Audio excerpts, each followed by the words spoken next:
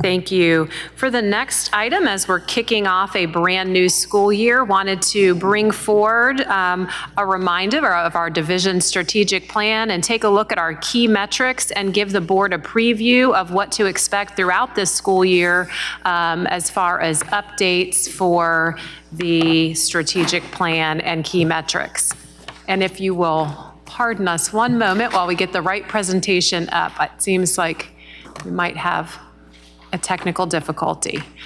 And we'll hear from Dr. Hinton.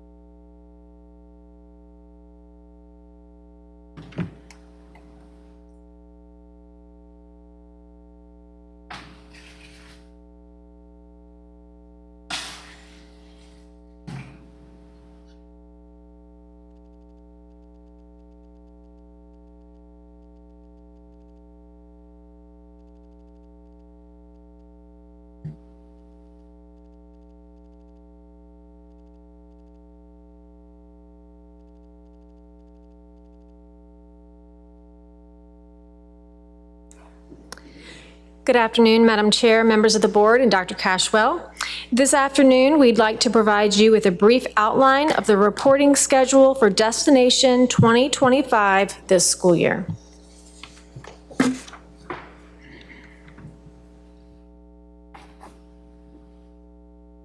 As you know, Destination 2025 includes 6 strategic goals grounded in the division's 4 cornerstones. The strategic goals include achieving academic excellence, fostering inclusive, safe, and supportive climates, recruiting, retaining, and rewarding educators, cultivating and maintaining collaborative partnerships, leveraging our strength of diversity, and providing equitable and secure physical learning environments.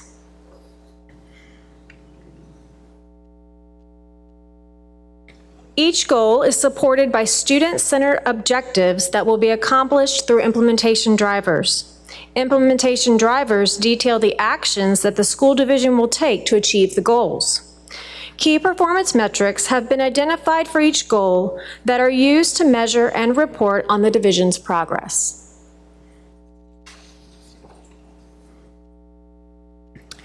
Annually, staff provide regular updates to the school board and community on the progress of the implementation drivers and metrics. Here you will see the reporting timeline for the 2022-23 school year. The timing of these topical reports is based on availability of data and other pertinent factors throughout the year. We will kick off our first update at your next meeting on September the 22nd, discussing school accreditation and accountability ratings, which is a key metric in evaluating our progress towards academic excellence. As was noted in your last board meeting, this presentation will include information about SOL results from last spring. While pass rate data has been released by DOE, we will have a more complete picture to include student growth on those assessments on the September 22nd meeting following the release of accreditation ratings. You'll note that other related presentations, such as an update on the division's literacy plan and graduation and dropout rates, will provide opportunities for in-depth discussion on more targeted topics throughout the year.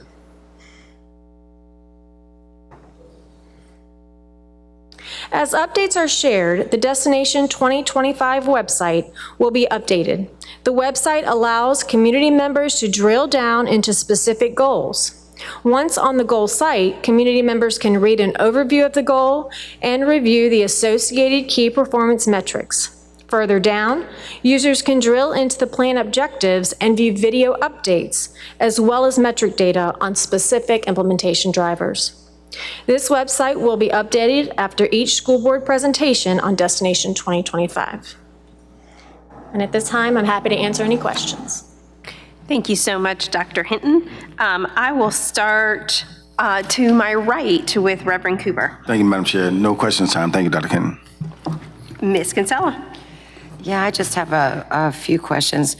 Now, while one would think that our teacher retention presentation that's listed for an update in February and March, one might think we would need one right now. But of course, our recruit, retain, reward work is ongoing, right? Yes. And is it fair to say that the reason this teacher retention item isn't until February or March 2023 is due to the budget process and the timing of the budget cycle? Yes, I think that's a good explanation of that. Okay, thank you. And then, if I may ask, I can't recall if I did it at the last meeting or not. When we receive the September 22nd presentation on data, could we also include areas of support and funding in the presentation to reflect the division's response to the information and just how we plan to support student growth and excellence? Yes, thank you. And then for the strategic plan update in November, if we could somehow have an update or a slide speaking to counseling supports for students and parents regarding dual enrollment and support, again, let parents and students know all the ways and access to links as they prepare for 9th to 12th grade. And how they can, for example, as simple as how do parents access PSAT scores, right? Like, could there be one-stop shopping for a parent trying to help their student?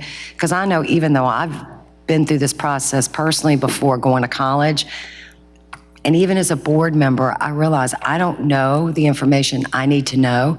And we have so many first-time families that are helping their students try to, what are they going to do after high school? So I just think that slide would be helpful. Dr. Cashwell? Appreciate the note and would just add that we won't wait for that presentation to take an opportunity to help our families navigate. And certainly we can talk about some of the things that we do to aid in that process related to that key metric presentation, but just appreciate the feedback and know we note that now, and we'll make sure as we're working with our schools, we're digging into ways to make sure our families are prepared to support their students through that process. Thank you. And then just lastly, the strategic plan is so important as it continues to guide all of the work that we do. So thank you. Mrs. Shea? Thank you, Ms. Kinsella. Ms. Ogburn? Nothing from me, thank you. Ms. Atkins? I did have two thoughts. I'll start with the questions. In October, when we talk about literacy, graduation, dropout rates, will absenteeism data be included in that? Because that absolutely impacts those particular areas. We can certainly consider that. I think it's important to take a look at absenteeism, starting, at the beginning of the school year. What trends do we see early? And how does that trend move up, move down, or stay steady? So I'd love to see a trend in data around absenteeism and how that impacts literacy, graduation, and dropout rates, to be clear. Okay. The other piece is in November when we get an update on school safety. I'd also like to see an update in that on safety and wellness. So do we capture and I know we have it, but I'm not sure if we put it together in a way to understand and digest how wellness impacts our schools.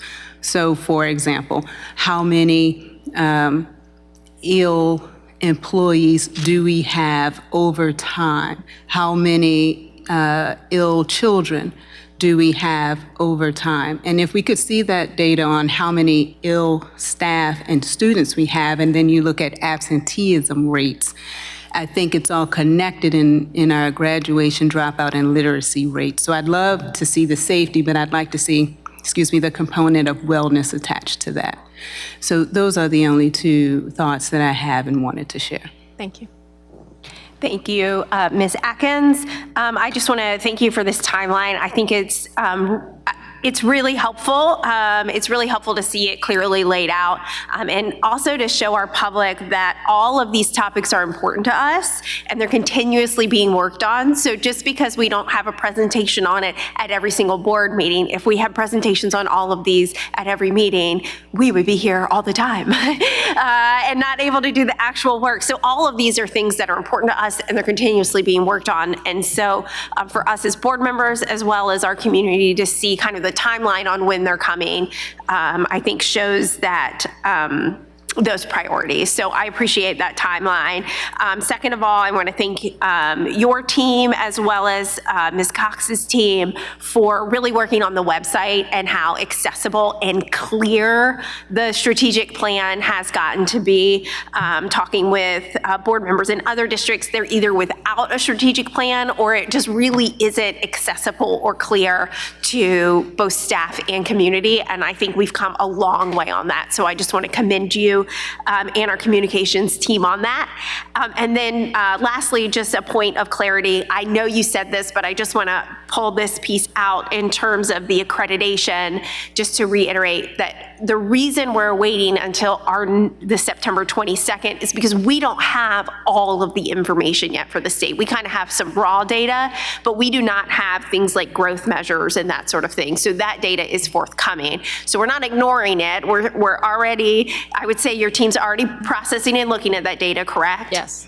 But we're just waiting for the full picture in order to have that presentation. Correct. And when we talk about accreditation, we're going to be talking about a variety of indicators that go into that process. Great. Thank you so much, Dr. Hinton. Anything else, colleagues? Thank you. Thank you. Yep. Thank you also, Dr. Hinton. And yeah, we look forward to, as Mrs. Shea, as you noted, we're digging into this work all year, but a good opportunity for us to look at where we'll pause and reflect on progress and work still ahead of us. And certainly, point taken, Mrs. Atkins, related to attendance and the critical nature of how that affects probably many of the measures. And we'll include some notes at those forthcoming presentations, as well as some other opportunities to report on that to the board.